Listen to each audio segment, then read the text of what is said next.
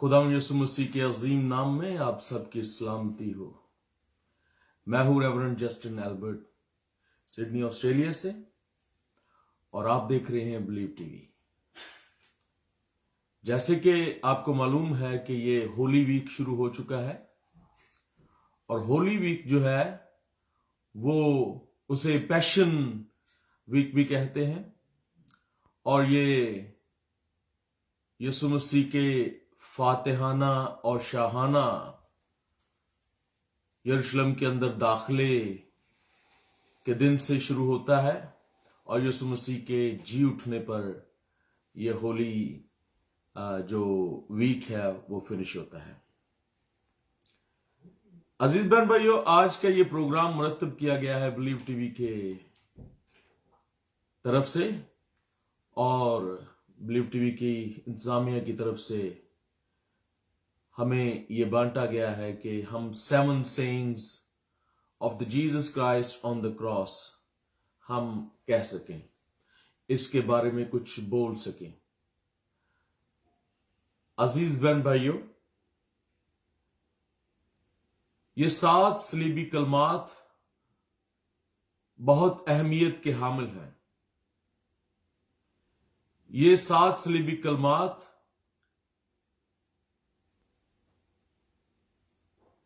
इस तरह अहमियत के हामिल हैं कि इनके जरिए आपको पूरी यीशु मसीह के बारे में पेशन गोइयां और यीशु मसीह के बारे में जो भी वादे और प्रॉमिसेस किए गए हैं वो पूरे होते नजर आएंगे इन 7 sayings से।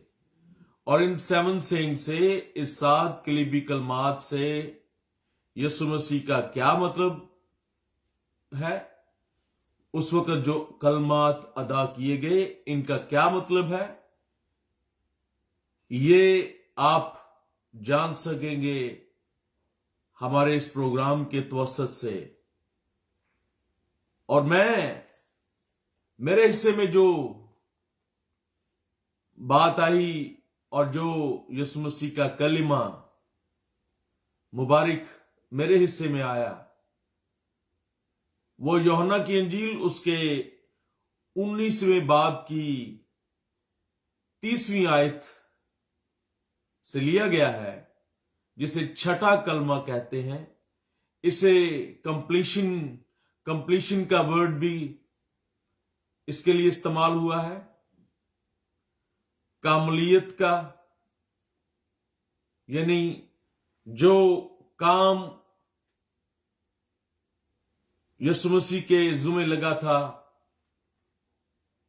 उसके बारे में हम तारीखी तौर पर जानेंगे कि ये अल्फाज है तो 3 अल्फाज, इंग्लिश में इट इज फिनिश्ड। तो इसको हम तारीखी तौर पर बिब्लियोग्राफी की तवस्सुत से हम जानेंगे आज के दिन कि इस कलमे की अहमियत क्या है। इससे पहले कि मैं इस आयत को पढ़ूं, यह पूरा सिनारियो आपके सामने रखता हूं। पूरा सिनारियो जानने के लिए वो दिन, वो मौका, वो वक्त, उसका जानना बहुत जरूरी है। तो अजीज बहन भाइयों, यहां बहुत सारी और कंट्रोवर्सीज पाई जाती हैं। यीशु मसीह की मसलूबियत के दिन के बारे में भी बहुत सारी कंट्रोवर्सीज हैं। लोग समझते हैं कि ये गुड फ्राइडे ही का दिन क्यों है, ये बदलता क्यों नहीं है, ये बुध या जुमेरात क्यों नहीं आ जाता। लेकिन इसकी अहमियत है, पिछले 2000 साल से ये दिन बदलता नहीं है, ये वही दिन रहता है और तारीख भी वही। हां, ये इंग्लिश तारीख में, इंग्लिश कैलेंडर में तारीख आगे पीछे हो जाती है, लेकिन जो ज्यूज यहूदी कैलेंडर है उसके मुताबिक ये निसान का महीना जो है उसके अंदर 10वीं तारीख से 14 तारीख तक जो है ये 4 दिन, और फिर ईद फसा کا دن منایا جاتا تھا. تو اس لحاظ سے یہ جمعے کا دن جو تھا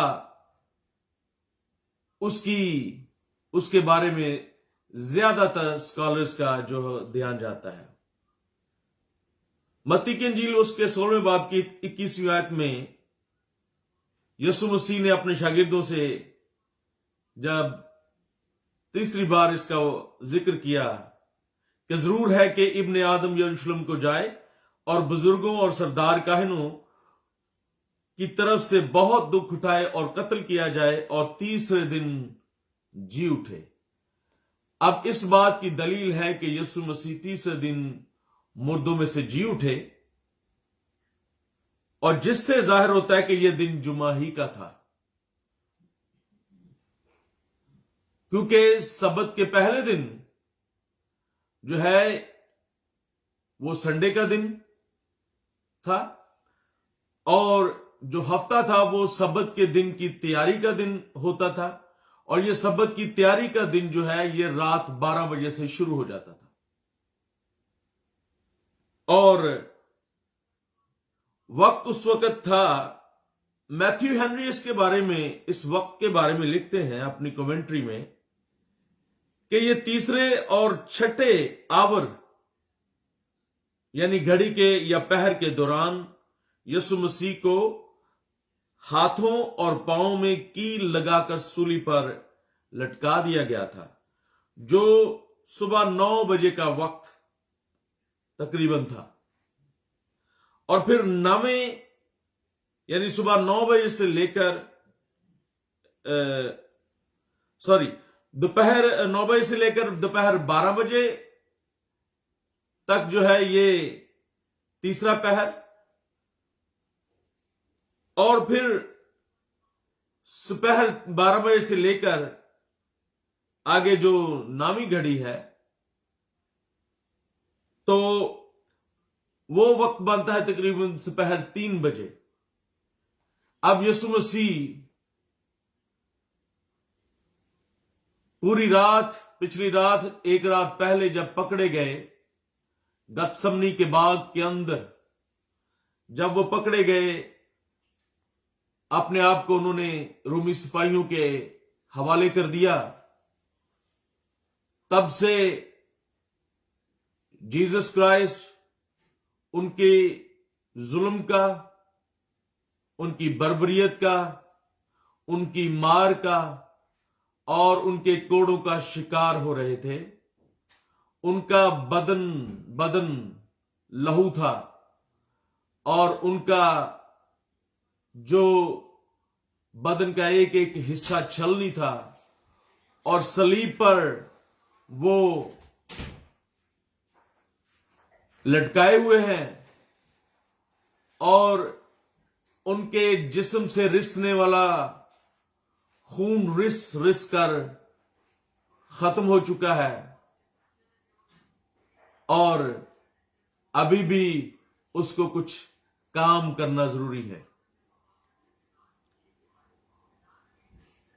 اب پیشن گوئیوں کے مطابق اس کو پیاس لگنی ہے، اس نے یہ کہنا کہ میں پیاسا ہوں، اور پیاس بجھانے کے لیے کیا دیا جاتا ہے یہ پیشن گوئیوں کے تعلق سے بیان کریں گے. آگے دیکھتے ہیں. اب اسی دوران میں کچھ پیشن گوئیاں جس طرح کہ میں نے کہا ان کا پورا ہونا ضروری تھا، اور بائبل کے مطابق تقریباً 300 کے قریب وعدے اور پیشن گوئیاں یسوع مسیح کے متعلق تھی جنہیں اس نے پورا کیا، اور یہ آخری تھی. اب جب آخری وقت میں کوئی صلیب پر ہو یا موت کی سزا سے گزر رہا ہو، اور آخری وقت میں اسے موقع ملے کہ وہ اپنی وصیت کو بیان کرے، اور اس کو جو موقع ملتا ہے وہ اپنی وصیت کو بھی بیان کرتا ہے، اور اس وصیت کو بیان کرنے کے لیے اسے ایسے شخص کی ضرورت ہے جس پر وہ بھروسہ کر سکے، جسے وہ کوئی اپنا سمجھ سکے، اس پر وہ بھروسہ کر کے اس کو وصیت بھی کر سکے.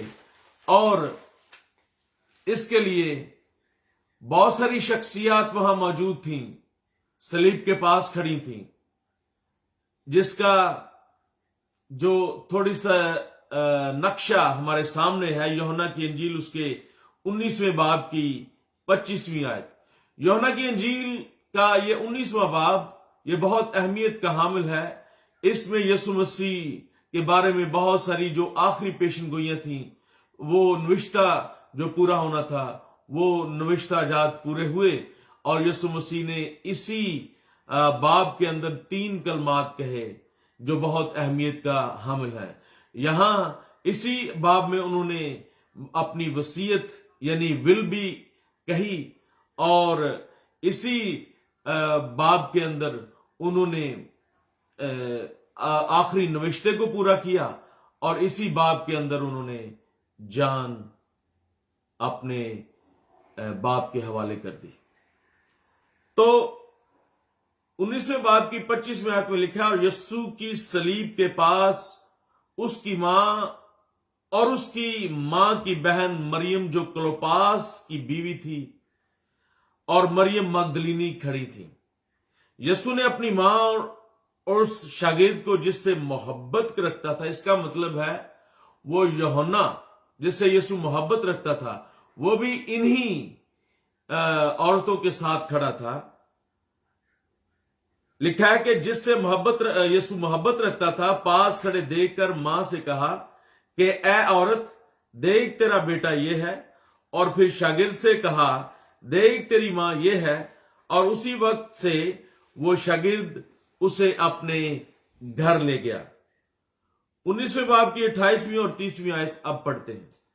اس کے بعد جب یسوع نے جان لیا کہ اب سب باتیں تمام ہوئیں تاکہ نوشتہ پورا ہو، تو کہا کہ میں پیاسا ہوں. وہاں سرکہ سے بھرا ہوا ایک برتن رکھا تھا. پس انہوں نے سرکہ بھگوئے ہوئے اسپنج کو زوفے کی شاخ پر رکھ کر اس کے منہ سے لگایا.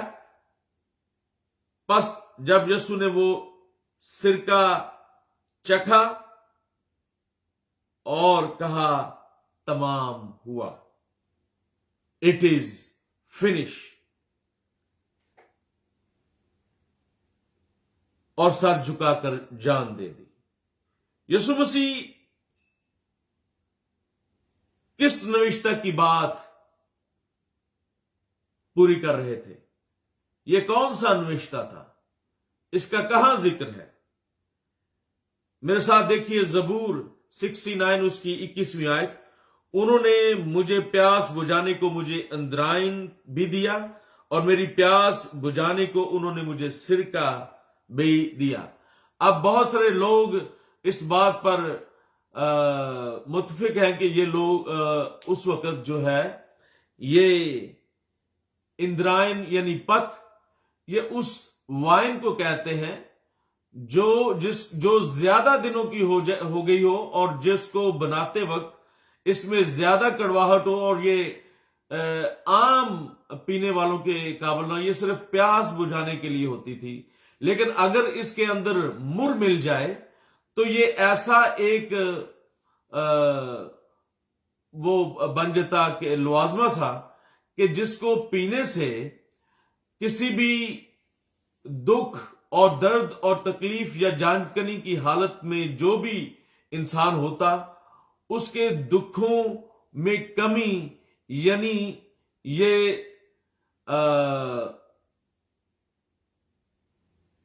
ایسا کام کرتی کہ اس کے دکھوں میں کمی آ سکتی، نم کر دیتی بدن کو.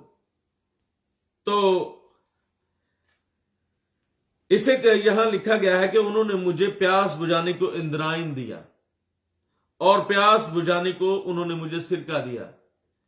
اب روایت یہ تھی کہ جب رومی سپاہی کبھی کسی بھی مجرم کو سزائے موت کے لیے صلیب دیتے تو وہ بہت دکھوں اور مار کے سبب سے بہت چلا رہے ہوتے، لیکن یہ ویٹ کرتے تھے کہ وہ چلاتے چلاتے کب مرتا ہے تاکہ اس کو جلدی جلدی اتار کر ان کے وارثوں کے حوالے کر دیا جائے تاکہ وہ ان کو دفنا دیں، اور تاکہ یہ بہت چلائے نہ، اور وہ چلانا رومی سپاہیوں کو بھی تکلیف دے کرتا، اور وہ سمجھتے کہ ہم اگر اس کو یہ بنا کر دے دیں گے، وائن کے اندر مر ملا کر دے دیں گے، تو اس کی تکلیف میں کمی یہ آسانی سے مر سکے گا۔ تو اس کو پت ملی، میں کا مطلب ہے کہ وہ وائن کے اندر مر ملاتے تھے۔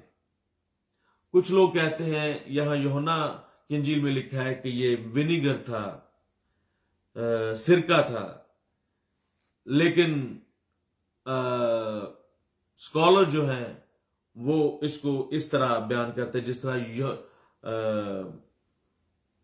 نوشتہ کے اندر زبور 69 میں لکھا ہے، تو کچھ لوگ اس طرح، لیکن اس کا طریقہ کار یہی ہوتا تھا کہ اس کو وہ میں جو استعمال کرتے جو پیاس بجھانے کے لیے ہوتی، یہ رومی سپاہی اپنے ساتھ رکھتے تاکہ جنگ میں جاتے وقت یا کسی کو سزا دیتے وقت راستے میں ان کا، کیونکہ پہاڑوں پر جا کے یہ گلگتہ کی پہاڑی پر جا کے یہ سلیب دیتے، اور وہاں ان کو اگر پیاس لگتی تو یہ خود بھی وہی میں پیتے، لیکن اگر اس میں مر ملاتے تو وہ ان دکھی یا جان کنی کی حالت میں جو سزائے موت کے مرتکب ٹھہرتے ان کو سلیب کے اوپر دیتے تھے۔ تو اس کی دلیل اگر ہمیں یہ دیکھنا ہے کہ واقعی یہ دکھوں کے مداوع کے لیے، دکھ یا تکلیف میں کمی کرنے کے لیے دی جاتی ہے، تو اس کی مثال ہمیں بائبل مقدس میں سے ہمیں ملتی ہے۔ امثال کی کتاب اس کے 31ویں باب کی 6 اور 7 آیت میں لکھا ہے، شراب یعنی وائن اس کو پلاؤ جو مرنے پر ہے، اور میں اس کو جو تلخ جان ہے، یعنی جو دکھوں سے تکلیف دہ ہے، دکھوں سے بھرا ہوا ہے، اپنی زخموں کی تاب نہیں لا رہا، اور اس سے وہ جان کنی کی حالت میں ہے، تلخ جان ہے، تاکہ وہ پیے اور اپنی تنگ دستی کو فراموش کرے اور اپنی تباہ حالی کو پھر یاد نہ کرے۔ اور یسوع جان کنی کی حالت میں تھا، یعنی تلخ جان تھا، اور اس کو ضرور تھا کہ خون کا ایک ایک قطرہ بہا دے۔ یہی سزا تھی کہ بغیر خون بہائے معافی نہیں تھی، اور مرنے سے پہلے اسے چند نوشتوں کو بھی پورا کرنا تھا اور وصیت بھی کرنی تھی، اور اسی سبب سے اس نے کہا، میں پیاسا ہوں، تاکہ وہ نوشتہ پورا ہو جو زبور 69 اور اس کی 21ویں آیت میں ہے، اور انہوں نے مجھے پیاس بجھانے کو اندرائن یا پت یا گال GALL، یہ اس جس طرح میں نے بتایا کہ اس میں کو کہتے ہیں جو خراب ہو جاتی ہے، یا زیادہ اس میں کوئی چیز ڈال جاتی ہے تو وہ اس کا ذائقہ بدل جاتا ہے، وہ زیادہ کڑوی بن جاتی ہے یا کھٹی سی ہو جاتی ہے، اس طرح کی ہے۔ تو اگر مزید اس کو دیکھیں تو اس کا بہت سارا مواد ہمیں ملے گا پڑھنے کو، لیکن ہم اس کو سمرائز کرنے کی کوشش کریں۔ جب یہ نوشتہ پورا ہوا تو یسوع نے کہا، اٹ از فنشڈ۔ اب لفظ جو ہے فنشڈ، یہ یسوع مسیح کے کہنے کا کیا مطلب تھا، اس کو ہم دیکھتے ہیں۔ لفظ اٹ از فنشڈ اردو میں کہتے ہیں تمام ہوا، انگلش میں اٹ از فنشڈ، اور یونانی زبان میں کہتے ہیں ٹیٹلسٹائی۔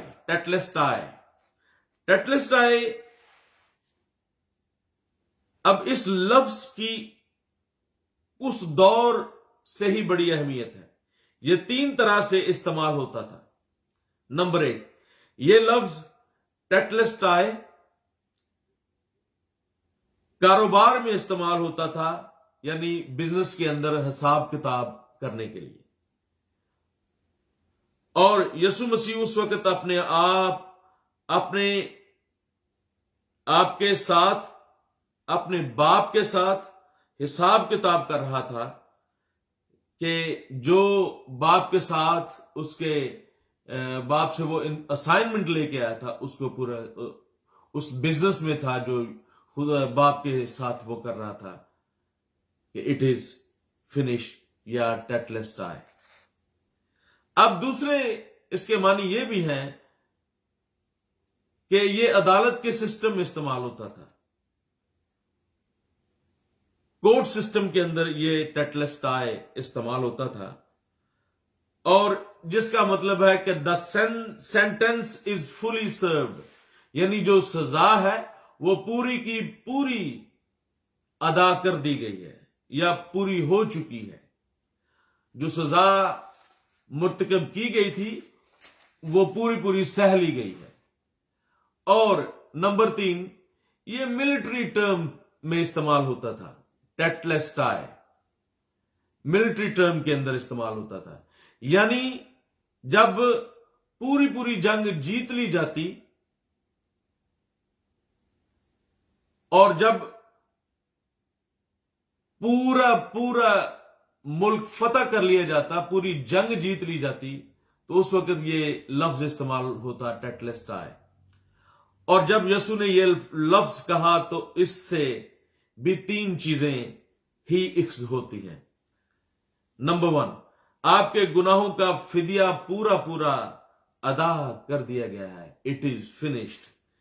نمبر 2، ہمارے گناہوں کی قید کے دوران جو کچھ بھی سزائیں منسوب تھیں اور جو کچھ بھی ججمنٹ دی گئی تھی اور جو کچھ ہم ڈیزرو کرتے تھے سب کچھ ادا کر دیا گیا ہے. It is finished. نمبر 3، اور شیطان کے خلاف جنگ، گناہوں کے خلاف جنگ، تمام طرح کے دشمنوں کے خلاف، بیماریوں کے خلاف، وائرسز کے خلاف جنگ پوری جیت لی گئی ہے.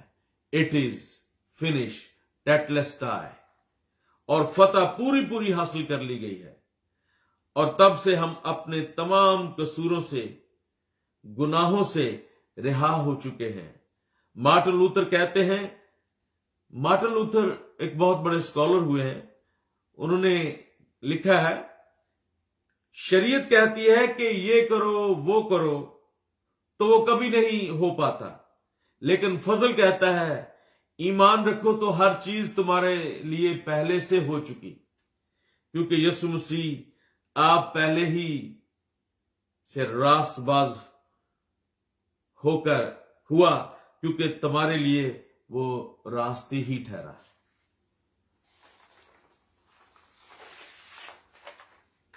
کیا اب کنکلوژن کی طرف جاتے ہیں کہ کیا تمام ہوا؟ کیا آپ پریشان ہیں، بیمار ہیں، بے اولاد ہیں، غربت سے تنگ ہیں اور ظلمت کی یا دکھوں کی یا ہار کی، ظلم کی یہ اندھیری رات، ظلمت کے بادل چھٹ نہیں رہے؟ It is finished. یسوع کہتا ہے اٹ از فنشڈ ٹیٹلسٹائی. کیا آپ کسی کی غلامی میں اور کوئی راستہ نہیں مل رہا؟ کیا آپ چاروں طرف سے دشمنوں میں گھرے ہوئے ہیں؟ یسوع کہتا ہے اٹ از فنشڈ.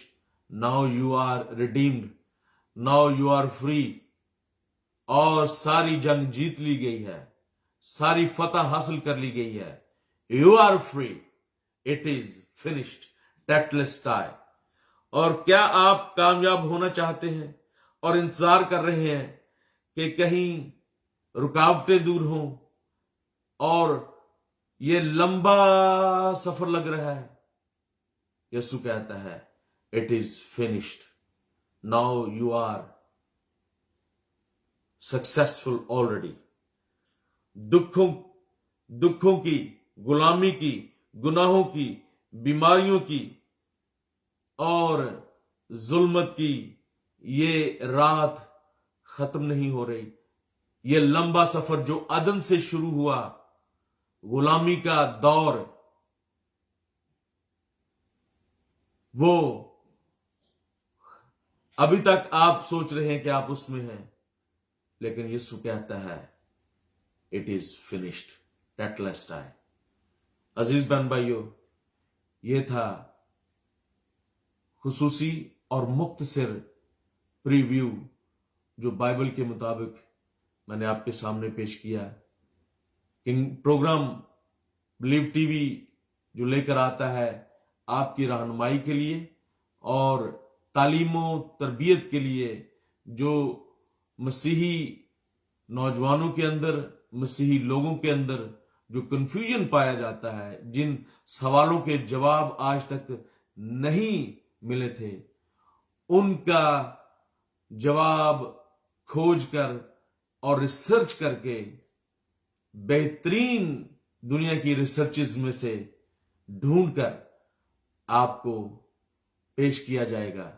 देखते रहिए बिलीव टीवी और खुदाम आपको बरकत दे और आपके दुखों का सफर हैज बीन फिनिश्ड।